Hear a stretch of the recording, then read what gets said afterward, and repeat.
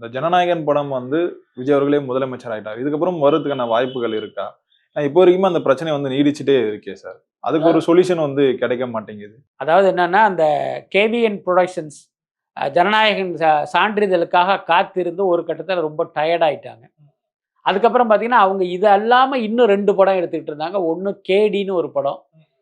இன்னொன்னு யஷ்ஷ வச்சு டாக்ஸிக்ன்னு ஒரு படம். இந்த 2 படத்துலயுமே அவங்களுக்கு ஒரு பெரிய சிக்கல் இருந்தது. அதனால டாக்ஸிக்குடைய ரிலீஸே அவங்க தள்ளி வச்சுட்டாங்க. பணச்சிக்கல் தான்.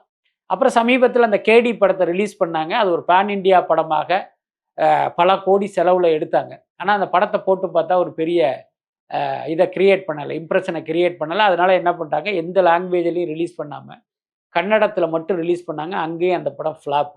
அதனால இப்ப கேவிஎன்னுடைய கவனம் எல்லாமே இந்த ஏரியாவுல இருந்ததுனால, அவங்க ஜனநாயகன் குறித்து சென்சாரோட போய் வந்து ஃபாலோ பண்றதை நிறுத்திட்டாங்க. நான் அது ரெகுலராவே நான் கேட்டுக்கிட்டு தான் இருந்தேன். ஓகே. இதுக்கு இடையில நடந்த மாற்றம் என்னன்னா 2 மாற்றம். 1 விஜய் அவர்கள் இன்றைக்கு முதலமைச்சர் ஆயிட்டாரு.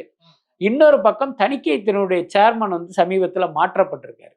அதனால இந்த மாற்றங்கள் காரணமா ஜனநாயகனுக்கான சர்டிஃபிகேட்டுங்கிறது சீக்கிரமே கிடைப்பதற்கு வாய்ப்பு இருக்கு. அநேகமா இன்னும் ஓரிரு நாட்கள்ல அந்த முயற்சியை அவங்க தொடங்குவாங்கன்னு நினைக்கிறேன். ஓகே. இப்போ உள்ள நான் கேள்விப்பட்டது என்னன்னா, மே 28ஆம் தேதி ஜனநாயகனை ரிலீஸ் பண்ணலாங்கிற மாதிரி இவங்க வந்து ஒரு பிளான்ல இருக்காங்க. கண்டிஷன்ஸ் அப்ளை, அதுக்கு முன்ன சர்டிஃபிகேட் இவங்க கையில கிடைக்கணும்.